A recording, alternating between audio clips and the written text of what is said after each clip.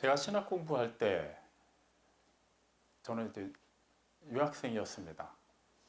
근데 그 당시 유학생들 사이에서는 한국에 있는 부모님들 혹은 친구들하고 연락을 할 때 주로 취하는 방법이 국제 전화 카드를 사서 연락하는 방법이었습니다. 그때는 시대가 아직 스마트폰이 있을 때도 아니었고 인터넷이 지금처럼 활성화되던 때도 아니었습니다. 그렇기 때문에 좀 급한 일이라면 이제 전화를 하고 어느 정도 여유가 있으면 편지로 서로 소통을 했죠. 선불 카드라는 걸 사야만 했어요. 지금은 그냥 인터넷만 통하면은 뭐 그냥 메신저 프로그램으로 전혀 돈 들이지 않고 화상 통화도 할 수 있지만 그 당시에는 그렇게 얼마에 해당하는 선불 카드를 구입해서 그 카드 번호를 다 입력을 하고 그 다음에 이제 국제 전화번호 누르고 한국으로 번호를 눌러야만 전화가 연결돼요. 근데 그 당시 그 카드를 써서 통화를 하다 보면 어떤 일이 벌어지냐 하면 이렇게 시간이 어느 정도 지나면 이렇게 음성으로 알려줘요. 얼마 남았다 이런 식으로. 그러니까 이제 마음이 굉장히 급해지죠. 그 카드를 써서 통화를 할 때면 우리는 정말 뭐 이렇게 여유롭게 통화를 할 수가 없었습니다. 늘 뭘 대화를 해야 될지 미리 다 정해놓고 이제 전화를 하는 거예요. 예전에는 공중전화 이렇게 많이 쓸 때는 공중전화 부스에 가면 이렇게 그렇게 붙어 있었죠. 통화는 용건만 간단히. 근데 그런데도 그때는 3분, 20원 넣으면 3분을 통화할 수 있었잖아요. 그러니까 뒤에 막 이렇게 줄 선 사람들이 많지 않으면 만 친구한테 전화를 했다. 그러면 이상하게 3분을 채워야 된다는 그 사명감으로 통화를 하던 때가 기억이 납니다. 근데 이제 그 유학생 시절에 국제전화 카드 쓸 때는 진짜 용건만 간단히 빨리빨리 해야 되는 거예요. 근데 또 무슨 문제가 있냐면 서로 간에 통화를 할 때 간격이 좀 있었어요. 시간 간격. 그러니까 지금 통화를 하면 여보세요, 여보세요 동시에 이렇게 대화가 되는데 그때는 여보세요 하면은 어느 정도 지나야 제가 말한 게 상대방한테 들리는 거예요. 그러니까 제가 이제 만약에 딱 걸어서 저희 어머니가 받았을 때 여보세요 하면은 한 2, 3초 지나야 여보세요라고 이렇게 반응을 하시는 거예요. 그러니까 대화를 하려면 그러니까 어느 정도 이렇게 상대방이 내 얘기를 들었을 걸 감안하고 이어가야지 그냥 한국식으로 막 얘기를 하면 서로 막 그냥 소리가 막 엉켜버리는 겁니다. 그러니까 굉장히 막 급했죠. 그러니까 늘 용건만 막 간단히 얘기하고 빨리 끊어야 되는 거예요. 어느 날 이제 유학생들끼리 모여서 뭐 이런저런 얘기하는 자리가 있었는데 어떻게 그날은 주제가 이렇게 한국으로 특히 부모님과 통화를 하면은 이런 얘기를 하신다라는 뭐 그런 얘기가 나오게 됐어요. 근데 다 상황이 다르고 사연이 다르다 보니까 다양한 얘기들을 하겠죠. 근데 공통적으로 나오는 얘기가 뭐였냐면 전화 끊기 전에 특히 어머님들이 그 얘기를 많이 하세요. 밥 잘 챙겨 먹어라. 이 얘기는 그냥 공통적으로 어느 어머니나 다 똑같이 얘기를 하신다는 거예요. 아무래도 저희 세대를 낳아서 길러주신 부모님들은 대개 6.25 전쟁을 겪으셨거나 그 이후에 여러 가지 경제적으로 어려운 시기를 겪어내신 분들입니다. 그러다 보니까 그 당시 그런 어려운 시대를 겪으신 분들 입장에서는 하루 이렇게 한 끼 먹는 것도 녹록지 않은 상황을 겪으신 분들이 많았겠죠. 그렇기 때문에 단순한 인사가 아니었습니다. 밥 잘 챙겨 먹어라. 식사하셨습니까? 라는 것은 정말 생존과 관련되어 있는 그런 삶에 묻어난 인사였습니다. 근데 아무리 저희 부모님 세대가 그런 배경을 가지고 그렇게 표현하신다 하더라도 저희 세대는 정말 특별한 경우가 아니면은 밥을 굶는 경우가 흔치가 않았죠. 제가 유학 시절만 해도 저는 형편상 좀 밥을 굶을 때가 종종 있었습니다만 대부분의 유학생들은 좀 여유가 있었어요. 늦잠을 자거나 뭐 입맛이 없어서 아침을 거르는 경우가 아니면 대개는 잘 챙겨들 먹었습니다. 뭐 이제 그런 얘기들을 막 하는데 그 중에 한 친구가 자기도 그 얘기를 하는 거예요. 자기도 전화 끊을 때쯤이면 어머니, 특히 아버지도 그러신대요. 밥 조심해서 잘 챙겨 먹어라. 그럼 자기는 그 말 들을 때마다 부모님 생각이 많이 나고 되게 죄송한 마음이 든대요. 근데 그 얘기가 저뿐만 아니라 나중에 얘기를 나눠보니까 다른 유학생들 사이에서도 이해가 안 됐던 거예요. 왜 그러냐면 그 친구는 유학생들 사이에서도 상당히 부유한 그런 축에 속했습니다. 돈도 많았고 체격도 좋았어요. 근데 굉장히 먹는 거는 뭐 알아서 되게 잘 챙겨 먹고 굉장히 비싼 거 잘 먹는 친구로 알고 있었는데 저런 친구한테도 그 부모님이 밥 잘 챙겨 먹으라고 얘기를 하는구나. 이렇게 받아들인 것이죠. 근데 나중에 그 친구가 이제 그 사연을 얘기하는데 알고 보니까 그 친구는 유난히 어느 음식에 관한 그런 알레르기 반응이 심한 친구였어요. 그러니까 그게 뭐 한두 가지가 아니라 여러 가지가 있더라고요. 그 친구는. 아토피도 원래 심했었고 몰랐습니다. 그렇기 때문에 그 친구는 먹는 거에 돈이 부족해서 고생하는 친구는 아니었지만 자기도 모르는 사이에 자기 몸에 해로운 어떤 성분이 들어간 음식을 먹으면 막 급격히 피부에 막 발진이 일어나는 그런 상황이었던 것이죠. 그러니까 그 아들을 보내놓고 그 부모님은 늘 한국에서 노심초사할 수밖에 없었던 겁니다. 그 상황을 알고 나니까 그 다음부터는 그 친구가 음식을 유난히 좀 가려서 먹고 좀 비싼 거 좀 고급진 거 먹고 유기농을 먹고 하는 게 이해가 됐어요. 기존에는 돈 좀 많다고 뭐 너무 저런 것만 챙겨 먹네 이렇게 생각을 했는데 좀 이렇게 상황을 알고 나니까 좀 더 깊이 이해하게 된 것이죠. 우리가 살면서 그런 경우가 참으로 많이 있습니다. 그냥 외모로만 사람을 판단하고 그냥 일반적으로 내 경험을 기준으로 해서 어떤 상황을 판단했을 때 나중에 알고 보니까 그 속사정이 이렇다더라라는 걸 알고 나서 우리가 다시 한번 생각을 고쳐먹는 경우가 많이 있죠. 그런데 이러한 일은 비단 우리 일반적인 삶 속에서만 일어나는 일이 아닙니다. 우리가 하나님의 말씀을 볼 때도 그 맥락과 그 배경을 알고 보진 않으면 하나님께서 우리에게 주시는 말씀이 온전하게 그 의미가 전달되지 않는 경우도 참으로 많이 있다는 것이죠. 그렇기 때문에 우리는 늘 성경을 볼 때마다 1차적으로 이 말씀을 주실 때 어떤 상황이었는지 이 말씀을 1차적으로 받아들이는 사람들이 어떤 상황에서 받아들이고 그 말씀으로 말미암아 어떤 변화가 있었는지를 늘 염두하면서 확인할 필요가 있습니다. 이 시대는 참 재밌는 게 많이 있어요. 제가 어릴 때만 해도 뭔가 재밌는 것, 유익한 것, 교회 가면 있었습니다. 그래서 뭐 일반적으로 놀이터에서 놀다가 집에서 놀다가 딱히 뭐 이렇게 재밌는 게 없으면 그냥 교회 가서 놀면 거기는 늘 재밌고 신기하게 많이 있었어요. 하지만 요즘에는 스마트폰 하나만 가지고 있어도 우리는 하루 종일 그거 갖고 시간을 보낼 수 있는 그런 시대를 살고 있습니다. 하물며 하나님의 말씀을 보는 것도 마찬가지죠. 우리가 지금 매일같이 성경 말씀을 구약과 신약을 읽고 있는데 매일 읽어야 되는 그 분량이 그냥 차분하게 읽으면 10분도 채 안 걸립니다. 그런데 바쁘게 살다 보면 뭐 드라마를 보기 위해서 뭐 그런 TV 뭐 여러 가지 예능 프로그램을 보기 위해 광고를 보는 시간은 그렇게 쉽게 흘러보내고 우리가 뭐 유튜브라든가 인터넷으로 뭐 여러 가지 정보를 읽는 거는 그렇게 시간을 쉽게 흘려보내는데 말씀 10분 보는 거는 참으로 어렵죠. 그러다 보니까 이제는 아예 그냥 하루 묵상하는 내용은 고사하고 그냥 하루에 한 절 아니면 아예 그냥 그것조차 안 보고 지나가는 경우가 허다한 게 솔직한 우리의 현재 영적인 상태가 아닌가 싶습니다. 이런 상황에서 더더욱 하나님의 말씀을 그 배경을 이해하지 않고 그냥 어느 한 구절, 그냥 어느 한 장만을 보고 그것으로 그날그날의 내 영성의 출석 체크를 했다라고 여긴다면 이거는 분명히 하나님의 원래 말씀하신 뜻에서 우리는 상당히 동떨어질 우려가 있다는 것을 알 필요가 있습니다. 우리는 매 주일 오전 이 시간에는 요한복음을 계속해서 살펴보고 있습니다. 그날 읽는 분량이 있는데 그 본문에만 우리가 생각이 갇혀서는 안 돼요. 마찬가지로 이 요한복음이 기록되던 당시의 배경을 늘 염두를 하시면서 그날 주어진 말씀을 봐야만 하나님께서 우리에게 주신 그 말씀의 본래 의미를 알게 됩니다. 이미 여러 차례 말씀드렸습니다만 한 번 더 말씀을 드릴게요. 지금 이제 요한을 통해서 복음서가 기록되어지고 그것이 전달되던 시기 그 배경이 어떻게 되냐면 초대교회 안과 밖으로 많은 어려움이 있을 때였습니다. 대표적으로 밖으로는 박해가 있었죠. 예수를 그리스도로 믿는다는 것은 그 당시에는 목숨을 내놓고 믿어야 되는 시대였습니다. 만만치가 않았어요. 근데 거기서 끝나는 것이 아니라 교회 안에도 많은 문제가 있었습니다. 각종 이단들이 막 침투하기 시작한 거예요. 우리 입장에서는 얼마든지 의아할 수가 있죠. 아니 원래 진리가 선포되는 곳인데 이단들이 침투했다? 그럼 교회가 문제 아닌가요? 교회 목사들, 그 당시 지도자들은 뭘 하고 있었나요? 자, 요한이 복음서를 기록하던 당시는 그냥 AD로 치면 이제 지금 같은 연도로 치면은 90년도 전후가 되는 시기예요. 그때는 어지간한 예수님의 제자들, 소위 말하는 사도들은 다 세상을 떠나고 난 뒤입니다. 그러니까 교회 지도자들은 주로 어떤 사람들이었냐면 예수님의 제자의 제자인 사람들이 교회 지도자로 있었어요. 그러니까 우리는 이제 그런 분들은 속사도라고 부릅니다. 그런 속사도들이 열심히 또 하나님의 말씀을 전하고 있었지만 그때 이제 침투한 이단들은 그러한 사실을 가지고 이제 틈을 찾기 시작한 거예요.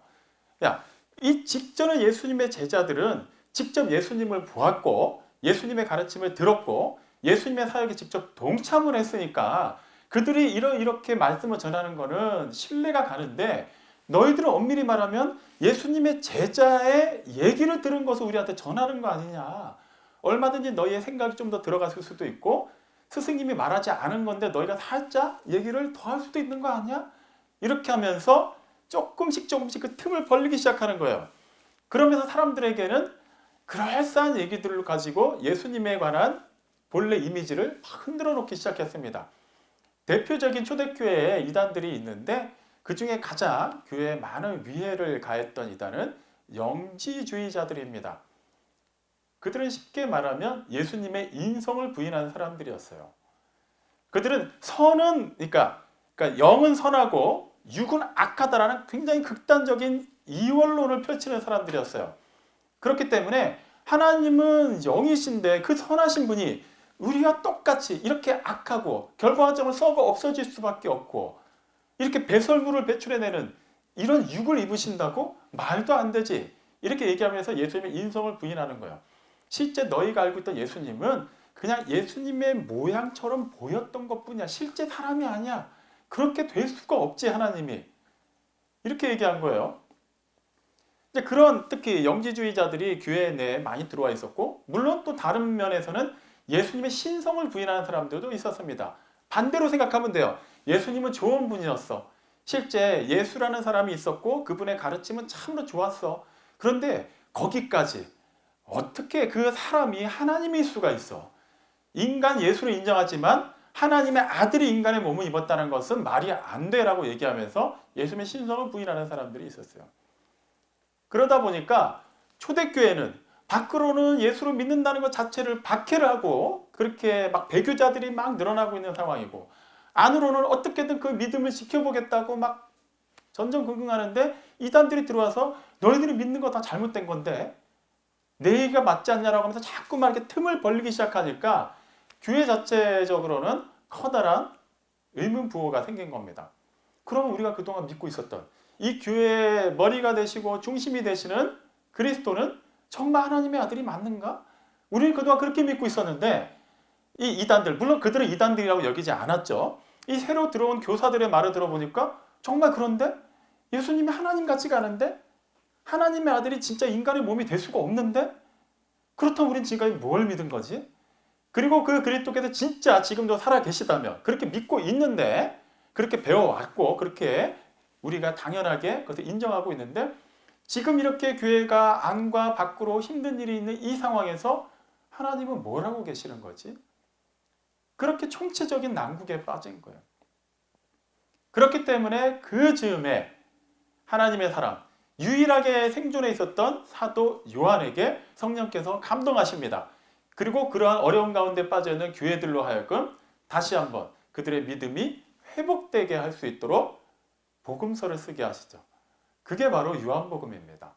요한복음 20장 31절 말씀을 보면 사도 요한이 요한복음을 기록한 목적을 다음과 같이 얘기하죠. 오직 이것을 너희에게 기록하여 전하는 이유는 예수께서 하나님의 아들 그리스도이심을 너희로 믿게 하려 하며 또한 너희로 예수를 믿어 그 이름을 힘입어서 생명을 얻게 하려 합니다. 라고 얘기합니다. 요한복음은 1장부터 21장까지 모든 내용의 핵심이 무엇이냐 하면 우리가 알고 있는 예수 그리스도는 하나님이시다라는 것을 전하고 있다는 거예요. 예수라는 이름은 인간의 몸을 입고 오신 하나님의 아들의 이름입니다. 그러니까 예수라는 이름을 앞세웠다는 것은 그분은 분명히 인간의 몸을 입으셨다는 것을 얘기하는 거예요. 그리고 하나님의 아들 그리스도이시다. 그분은 또한 하나님의 아들이시다. 이 사실을 아는 것이 왜 중요하냐 하면 이것을 믿고 그 이름을 힘입어야만 우리가 생명을 얻을 수 있다는 거예요. 자, 그럼 이단들의 그 논리를 가지고 와서 한번 적용해 보겠습니다. 예수님의 인성을 부인하면 뭐가 문제가 될까요? 그래도 신성은 인정한 거니까 그래도 좀 괜찮은 거 아닌가요? 아니요. 하나님께서 우리를 자녀 삼아 주신 것, 우리를 구원하신 것은 다 누구로 말미암아 이루어지게 하신 것이죠? 예, 하나님의 아들 예수 그리스도로 말미암아 이루어진 일입니다. 그렇다면 그 일은 하나님의 아들께서 하늘 위에서 신성을 그대로 유지한 상태로 이루신 일인가요? 아니죠. 인간의 몸을 입고 이 땅에 오셔서 직접 하나님의 형상을 보여주시고 하나님을 섬기는 본을 보여주시고 하나님의 신성을 가지고서 치료하시고 말씀하시고 회복하시고 하나님께로 나갈 수 있는 유일한 길과 진리와 소망이 되어 주셨기 때문에 가능한 일이에요. 그렇기 때문에 예수님의 인성을 부인해버리면 예수님께서 이 땅에 오셔서 하신 모든 일이 다 부정이 됩니다. 그러면 우리는 하나님께 나아갈 수 있는 어떠한 방법도 없어지는 거예요. 예수님의 신성을 부정하면 아예 말할 필요도 없는 거죠. 결과적으로 예수님의 신성과 인성을 전혀 치우침이 없이 우리가 믿고 받아들이지 않으면 우리는 결코 하나님께 나아갈 수가 없게 되는 거예요. 지금 교회는 그런 거 갖고 막 흔들흔들 거리고 있는 거예요. 그래서 사도 요한이 그러면 안 돼. 너희가 믿는 그리스도는 진짜 살아계신 하나님이다 라는 것을 알려주기 위해서 요한복음을 기록했습니다. 그래서 우리가 요한복음을 이렇게 살피다 보면은 유독 예수님의 신성을 강조하는 내용들이 많이 등장하는 게 바로 그런 이유예요. 그 복음서마다 시대적인 배경이 조금씩 다르거든요. 자, 이제 그런 맥락에서 우리가 오늘 주어진 본문을 살펴보겠습니다. 오늘 읽은 본문 요한복음 5장 30절로 38절까지는 예수님께서 베데스다 못에 가셔서 38년 된 병자를 고치시고 그로 하여금 그가 깔고 누워 있었던 자리를 들고 일어나 걸어가게 하신 것으로 말미암아 유대 관리들에게 막 책망을 받고 있을 때였어요. 네가 감히 누구인데 이 안식일 규례를 어기느냐. 엄밀히 말하면 안식일 규례라기보다는 장로의 전통이죠. 그들이 나름 여러 가지를 집대성해서 안식일날은 이런 일을 하지 말고 이런 일까지 용납이 돼 라고 인위적으로 만들어 놓은 그 기준에서 어긋났다는 이유로 예수님을 막 몰아세우고 있는 거예요. 근데 그것은 비단 그 한 번만이 아니라 여러 차례에 걸쳐서 예수님이 그러한 일을 하셨다는 것을 우리는 진작에 살펴봤습니다. 그러니 지금 유대 관리들은 잔뜩 화가 난 상태예요. 예수님을 향해서. 너 자꾸 왜 이래? 네가 감히 뭔데 이러는 거야? 근데 그 와중에 예수님께서 하시는 말이 뭐냐면 내 아버지께서 일하시니까 나도 일한다. 안식일날 내가 일하는 건 지극히 정당한데 그 이유는 하나님이 일하시기 때문에 나도 일한다라는 거예요. 자, 이제는 얘기가 걷잡을 수 없이 흘러갑니다. 안식일 규례를 어겨서 그거 가지고 막 두들겨 패려고 하는데 이젠 아예 자기가 하나님의 아들, 즉 자기가 신이라고 얘기하는 거예요. 이거는 그들이 감히 상상도 못했던 신성의 영역을 침범한 겁니다. 신성 모독이 된 거예요. 그것은 유대인들의 그 기준에 의하면 사형에 처해졌습니다. 그러니까 그 자리에서 직결 재판이 열린 거예요. 즉 그 상황에서 오늘 읽은 본문 말씀이 진행이 되는 겁니다. 자, 어떤 항이라도 사형에 해당할 만한 일을 이렇게 누군가가 저질렀다면 재판에선 당연히 이 사람은 이러이러한 이유로 사형에 처해야 된다라고 이제 구형을 내리는 이유를 이제 선포를 합니다.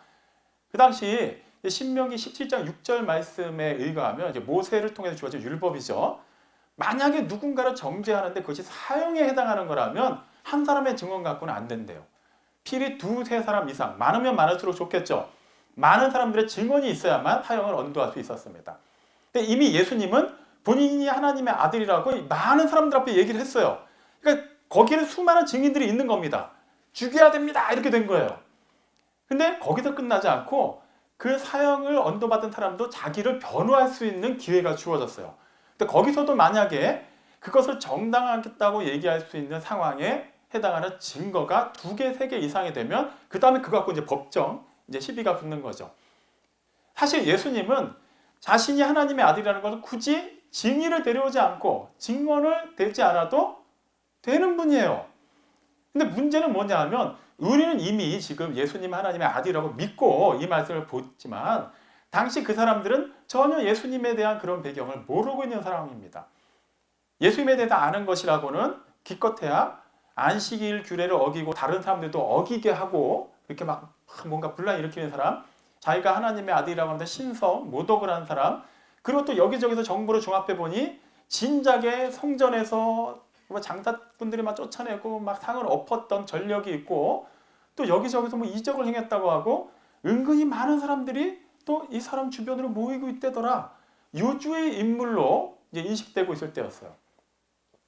하지만 그들 입장에서는 그렇게 위험한 인물 이상도 이하도 아닌 거예요. 그냥 빨리 죽여야 되는 인물인 것이죠. 그러니까 예수님은 일단은 그들의 수준에 맞춰서 증언을 하실 필요가 있는 겁니다. 굳이 그렇게 하지 않으셔도 되지만 아직은 주님의 때가 되지 않았거든요. 그래서 오늘 읽은 본문 30절부터 마지막에 해당하는 47절까지 보면 크게 4가지 종류의 증거를 내시는데 오늘은 그중에 3가지를 살펴볼 겁니다. 첫째는 하나님이 증인이 되시고 그 다음에는 세례 요한, 그 다음에는 예수께서 행하신 표적들을 얘기하세요. 근데 먼저 30절에서 예수님이 이렇게 얘기하시죠. 나는 내 뜻대로 행하는 게 아니야. 나는 나를 보내신 이의 뜻대로 심판하는 것이다. 그렇기 때문에 나의 심판은 의롭다라고 얘기해요. 여기서 어떻게 보면 더 기름을 끼얹었습니다. 자, 나는 내 스스로 아무것도 하지 못한다라고 얘기했기 때문에 그 말만 들었을 때 그 관리들 입장에서 그래, 네가 감히 뭔데? 이제서라도 너의 잘못을 인정하는 거냐? 라고 받아들일 수 있는데 나는 나를 보내신 이의 뜻대로 심판하는 거야. 그렇기 때문에 나는 너희들을 심판하는 것, 이 안식일에 대해서 이렇게까지 너희들과 부딪히는 건 전혀 문제가 없어. 이건 의로운 일이다라고 얘기하는 거예요. 그들에게 의롭다라는 기준은 오직 한 분만이 가능했어요. 하나님만이 의의 전부이셨습니다. 그들은 그 의에 도달하기 위해서 열심히 노력을 했을 뿐 그들 스스로가 하나님이 원하는 수준, 하나님과 똑같은 수준의 의에 이르지 못했어요. 그렇기 때문에 어느 누구도 자신이 의롭다고 함부로 말할 수 없었는데 예수님이 지금 자기의 모든 것을 의롭다고 얘기하시니까 깜짝 놀란 거예요. 이거 죽여도 되는 상황이 된 것이죠. 근데 예수님은 거기서 멈추지 않으십니다. 그리고 그 다음에 그들 수준에 맞춰서 얘기를 하세요. 누구를 소환하시죠? 세례 요한을 언급하십니다. 35절에 보면 그는 켜서 비추이는 등불이다. 너희가 한때는 잠시 그의 곁에 머물기를 좋아했다라고 얘기하십니다. 세례 요한이 등장했을 때 참으로 충격적이었죠.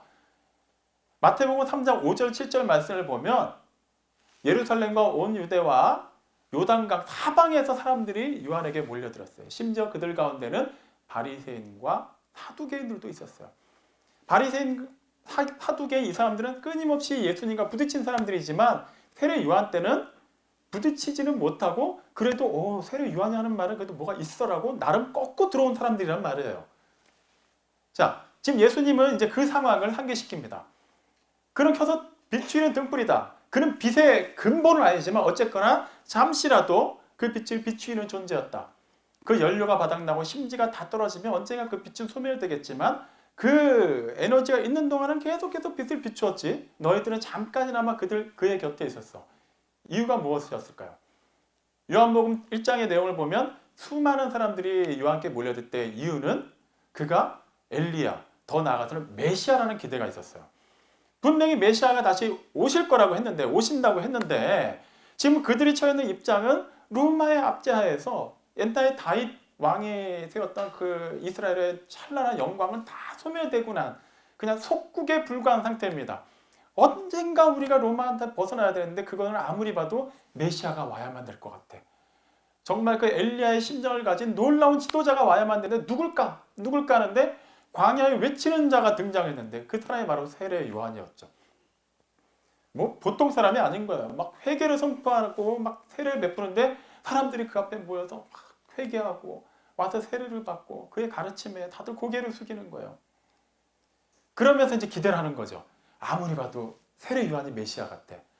그런데 잠깐 그렇게 세례 요한 곁에 있을 때 결과적으로 요한이 뭐라고 얘기하나요? 나는 너희가 기대하는 메시아가 아니다. 나는 장차 오실 그분을 예비하는 자일 뿐이야. 분명히 실망한 사람들이 생겼겠죠.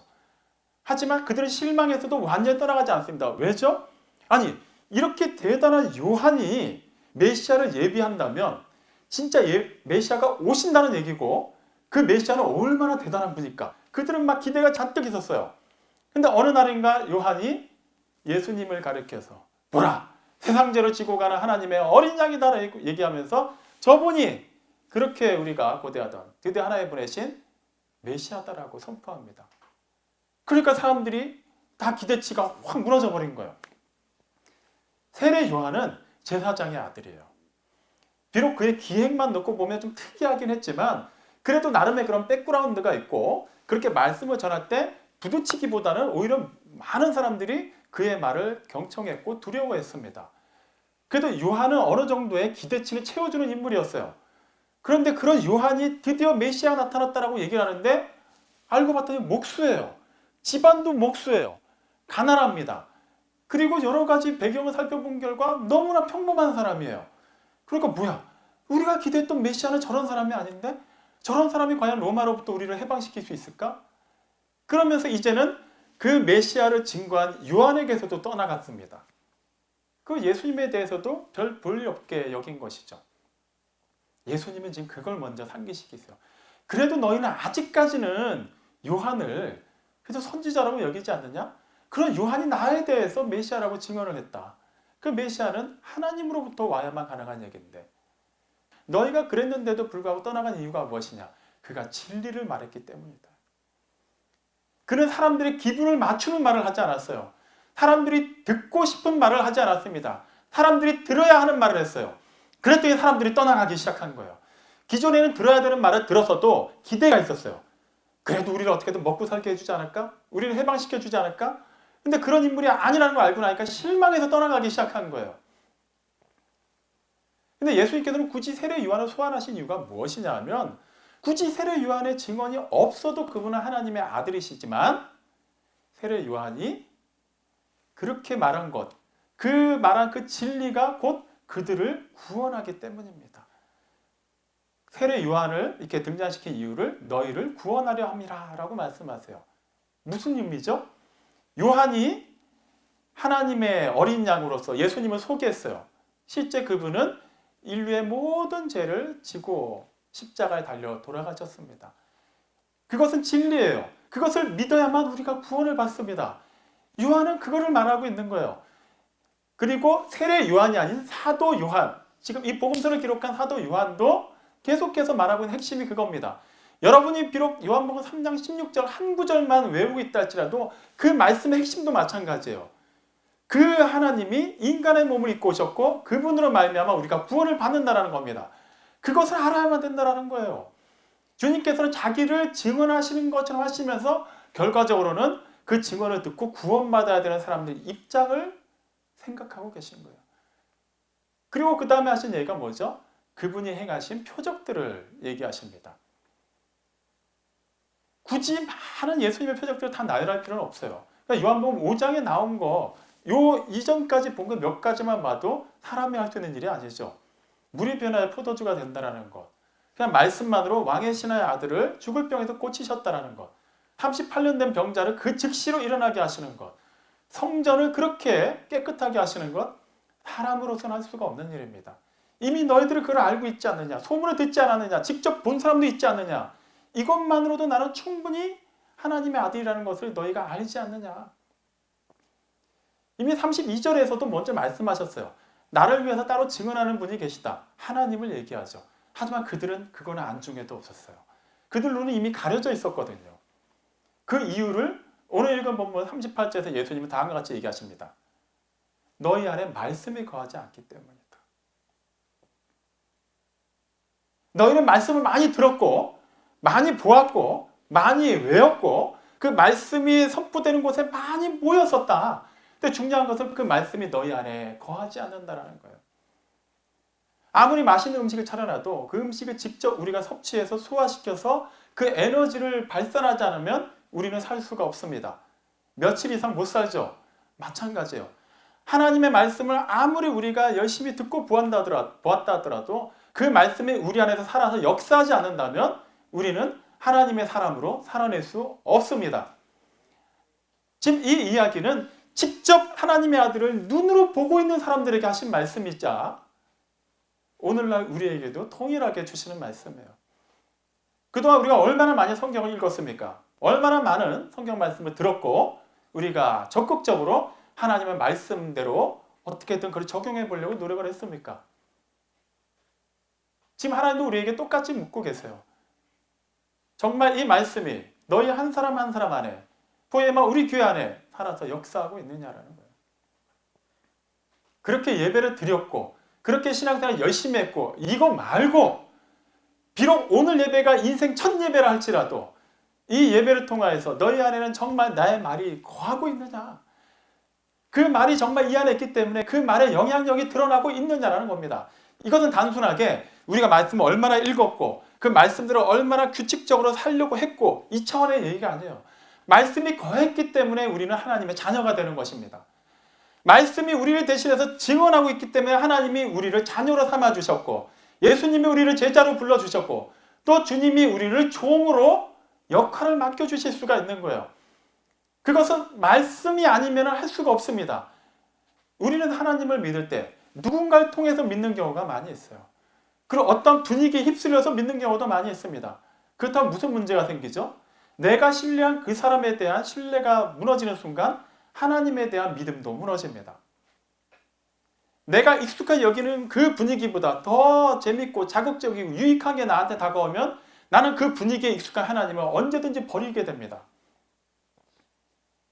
하지만 하나님의 말씀이 진정 내 안에 살아있다면 어떠한 분위기에 있다 할지라도 내 주변의 상황이 어떻게 급변하다 할지라도 우리는 그 상황에서도 전혀 변함이 없으신 하나님 한 분을 온전하게 보고 그분의 말씀을 따라 살아갈 수 있게 되는 것이죠.